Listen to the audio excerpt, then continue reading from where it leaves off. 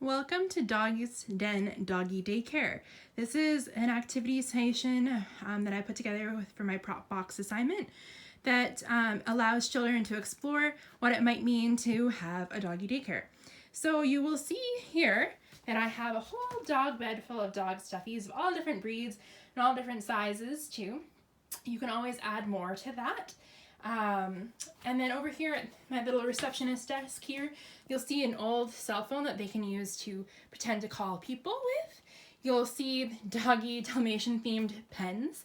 You'll see one of my old laptops that's decorated here that will be used as a registration here. So this is where the children might pretend to type in and find the bookings for the different things for the doggy daycare or the other services that this doggy daycare provides. They have some books here about dogs and puppies and puppy care that they can take a look at and find out a little bit more about dogs. They have a calendar right behind them too, if you can see. Encourages both numeracy and literacy by the numbers and the days of the week that are on there as well.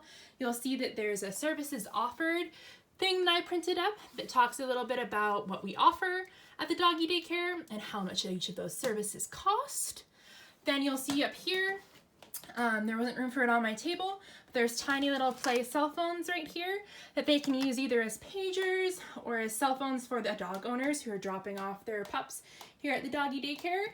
And you'll see an old telephone landline they can use to pretend customers are calling them from.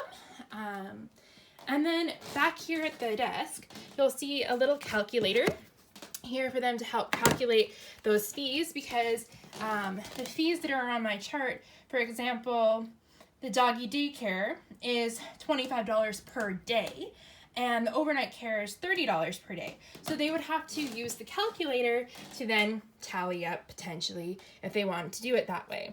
Then they also have little receipt slips here that they can record writing on. For example, there's a dog named Brownie who came in for a nail trim, and his amount that his owners had to pay was $10 for that nail trim, and the owner's name, the date, that's literacy and numeracy right there.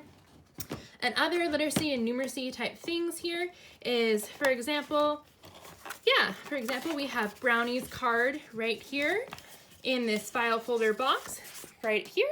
And then on the back side of Brownie's card has his owner's name, potentially his phone number, the services that they had while they were here, and the copy of the receipt.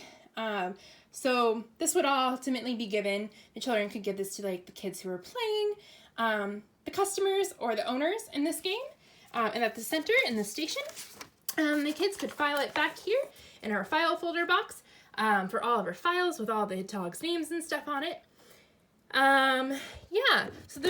I feel like this prop box actually offers quite a bit of numeracy and literacy type elements, as well as it intrigues children, because who really doesn't love dogs?